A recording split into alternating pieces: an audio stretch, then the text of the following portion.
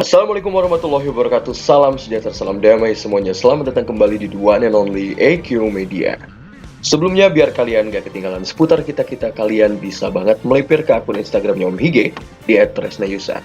Terus ada akun Instagramnya AQ Media di @AQ-Media, dan akun Instagramnya Om Herdi di @herdianniadi.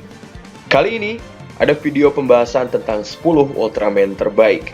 Oke, tanpa lama-lama lagi, yuk langsung saja kita ke videonya.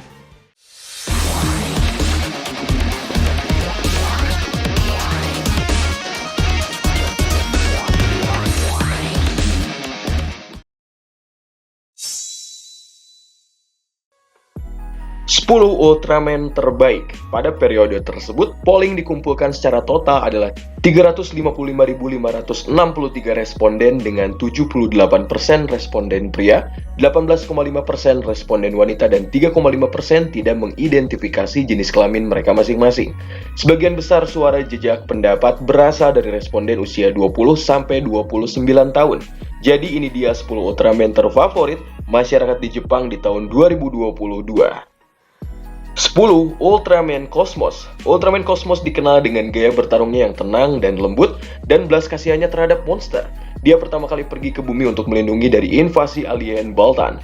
Selama waktunya di bumi, ia berteman dengan seorang anak muda bernama Musashi Haruno dan memberikannya kristal biru untuk memanggilnya. Setelah Cosmos menangani invasi Baltan, dia meninggalkan bumi selama 10 tahun lamanya sebelum satu kembali dan bergabung dengan Musashi yang sekarang berusia kurang lebih 19 tahun. Yang telah menjadi anggota pasukan pertahanan bumi Ice sehingga mereka bisa memerangi Chaos Hader. Di nomor 9 ada Ultraman Taro. Ultraman Taro adalah putra dari Father of Ultra dan Mother of Ultra, serta saudara angkat Ultraman Ace. Taro ini dilatih sejak dia masih kecil untuk menjadi Ultraman paling kuat. Taro telah bergabung dengan Kotaro Higashi untuk melindungi bumi, tetapi telah berpisah dengannya setelah pertempuran melawan Same Kujira. Setelah itu, Taro ini bekerja sebagai guru di negeri cahaya, di mana dia mengajar prajurit muda dan dewasa bagaimana bertarung di Ultra Colosseum. Dia menjadi Ultraman Mobius dan memiliki seorang putra bernama Ultraman Taiga.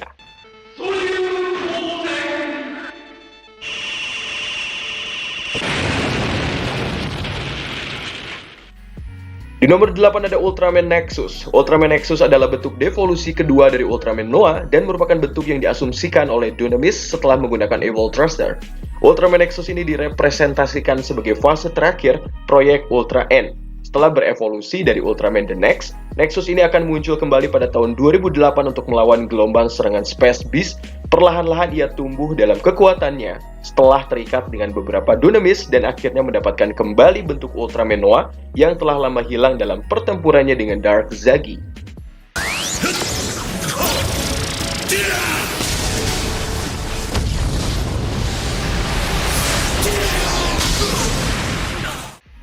Di nomor ketujuh ada Ultraman Orb. Ultraman Orb ini adalah pahlawan tituler dari serial Ultraman Orb. Dia mampu memanfaatkan kemampuan sesama Ultra untuk mengubah dan mendapatkan kekuatan mereka melalui Fusion Up. Bentuk manusia Orb adalah pengembara, seorang pengembara yang dikenal sebagai Gai Kurenai yang memperoleh kekuatan Orb dari Voice of Light di planet O50.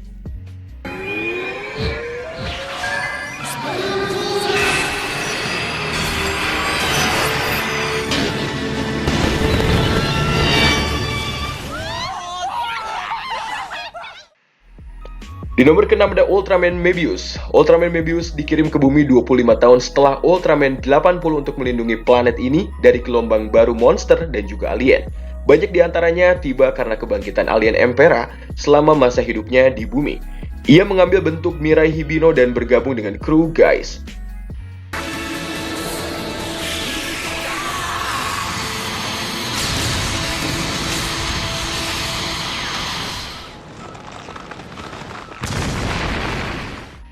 Sebelum kedatangannya diceritakan di Land of Light, Mebius ini terbukti telah berpartisipasi dalam pertempuran ketika pasukan Zeton Alien Bat menyerbu Land of Light.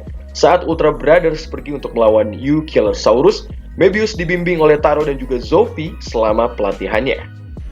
Di nomor kelima ada Ultraman. Ultraman adalah alien dari tempat yang disebut Land of Light di Nebula M78. yang mengejar Bemuller di planet bumi. Nah, dia juga bergabung dengan Shin Hayata selama masa hidupnya di sana.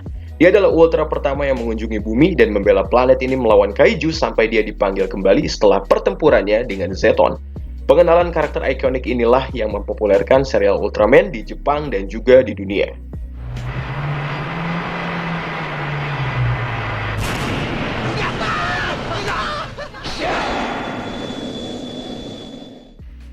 Di nomor keempat ada Ultraman Zero. Ultraman Zero adalah putra dari Ultra Seven. Dia dilatih di bawah Ultraman Leo setelah dia diusir dari Land of Light oleh ayahnya sendiri karena mencoba mengambil Plasma Spark untuk dirinya sendiri. Pelatihannya akhirnya mengarah pada penebusannya dalam pertempurannya dengan Belial. Zero adalah salah satu Ultra paling populer dalam sejarah seri Ultraman. Muncul berkali-kali selama 1 dekade sejak debutnya berlangsung.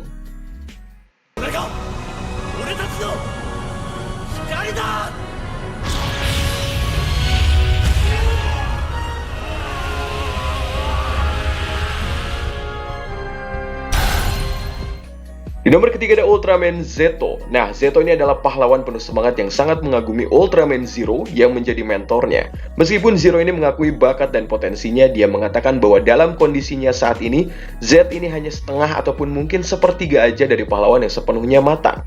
Jadi kurang ya. Tangguh dan juga atletis, Zeto ini selalu beroperasi dengan kekuatan penuh.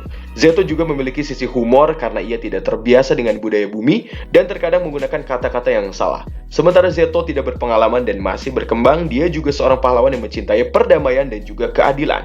Dia cenderung menggunakan kata ultra sebagai awalan untuk kata sifat seperti ultra awesome dan juga ultra strong.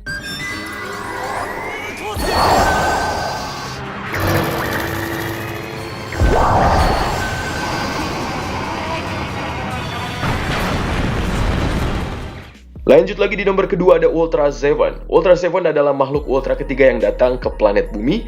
Nah, dia ini datang ke muka bumi setelah dikirim untuk memetakan Bima Sakti. Tetapi planet ini menarik perhatiannya dan tibalah dia di sini. Dia mengambil penampilan seorang pria pemberani dan menamai dirinya sebagai Dan Moroboshi dan bergabung dengan Yuji. Ultra Seven ini membela bumi dari invasi alien yang tak terhitung jumlahnya untuk waktu yang sangat lama, sampai dia kembali ke Land of Light setelah mengalami cedera yang serius dan juga kelelahan yang sangat parah. Dia kemudian diturunkan memiliki seorang putra bernama Ultraman Zero yang menjadi salah satu pejuang ultra paling terampil dari Land of Light.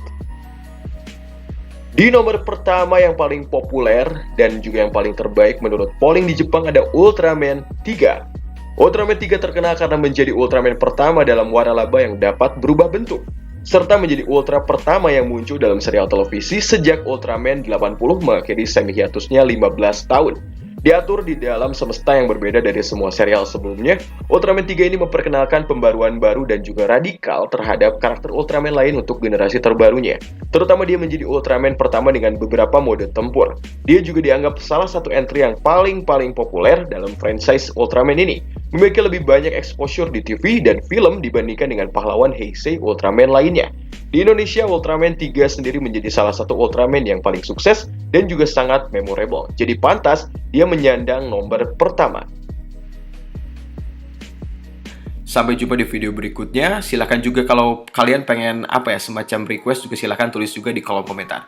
Terima kasih telah menonton. Wassalamualaikum warahmatullahi wabarakatuh.